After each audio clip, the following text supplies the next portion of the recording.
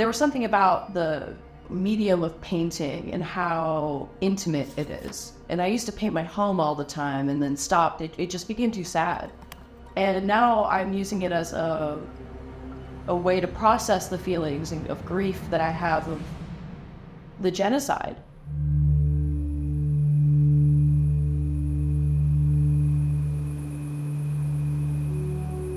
I grew up in Japan. I grew up there for 15 years, and I moved back to the US in 2012. I'd say I'm a Lebanese artist. I'm very proud of where I'm from. It shaped me in every which way. It's just part of who I am. Everything in my life is like intertwined with my art.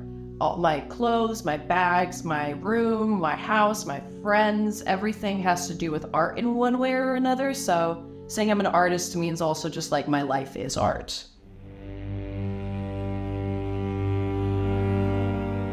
So the genocide began on the 7th of October, and there was an onslaught of images, just horrifying images.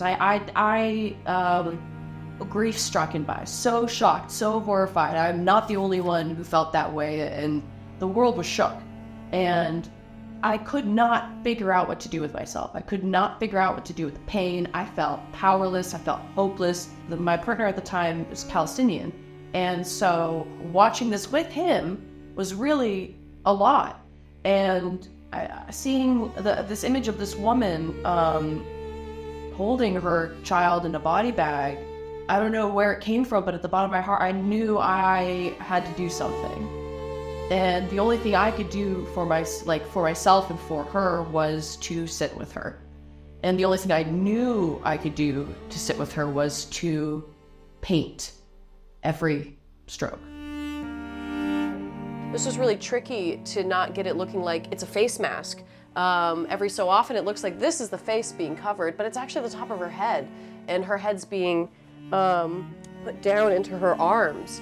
The background was secondary, you know, really I gave no attention to it. I really wanted her to be the focal point, so that's where I started.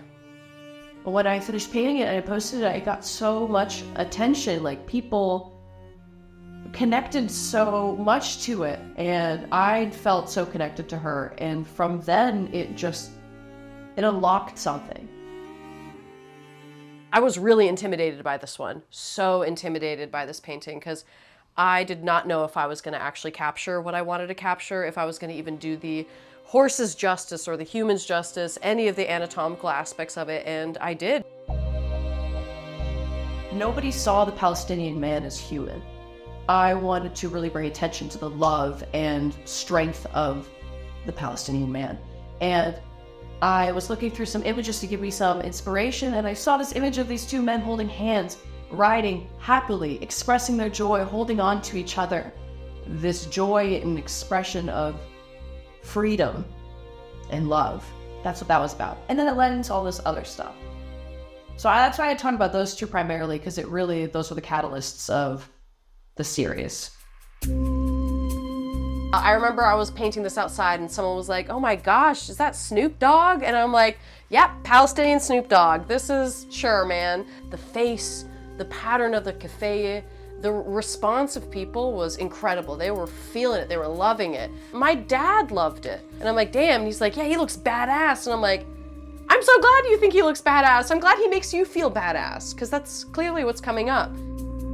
The imagery on it are representative of different things. So olive branches and fishnets, and it's a beautiful, beautiful piece of cloth.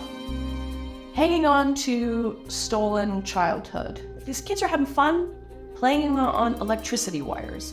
All this horror is happening around them, and they've witnessed so much death.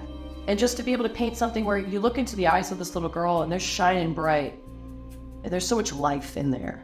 It's also capturing the work that the photojournalists are doing to be able to bring the truth and these moments. I wouldn't have known that these kids were finding fun in hanging on electricity wires if the photographer didn't take this picture. I wouldn't have painted any of these if the photographers weren't there. And it's just like an homage also to the people on the ground doing that work, because the Western media isn't capturing what's really happening.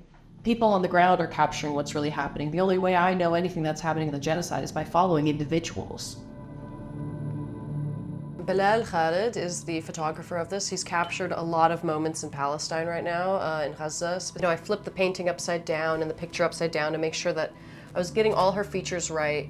And as you noted, there are little specks of red, which are in the image, on her feet as well. They are blood. This isn't just a regular kid having a good time, This is a Gazan Palestinian child escaping war and genocide.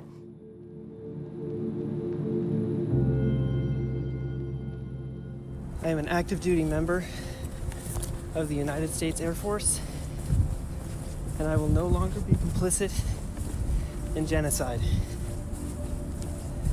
I'm about to engage in an extreme act of protest, but compared to what people have been experiencing in Palestine at the hands of their colonizers, it's not extreme extreme at all. Can I help you, sir? Free Hey! Palestine! Hey! Free Palestine! Free Palestine! Free Palestine!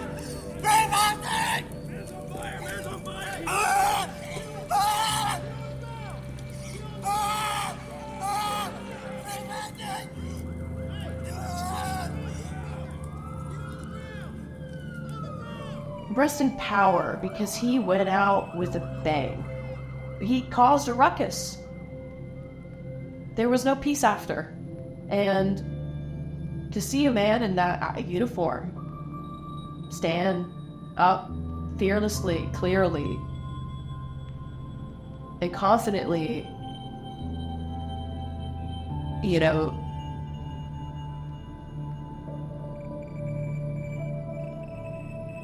I have so much respect for him.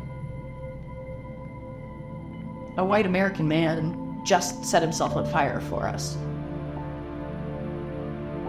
An American military man. I'd never seen that in my life. I never thought I would in my life. I always thought that they would kill us and not, stand up for us.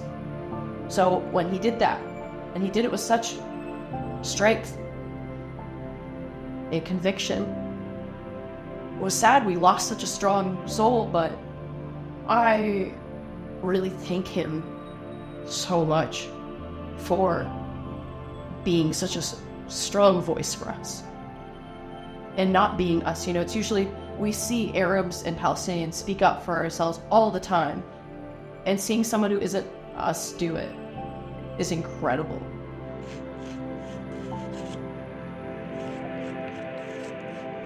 It would take the U.S. halting funds to Israel. It would take the U.S. halting its support, because without that backbone, Israel's kind of left alone there.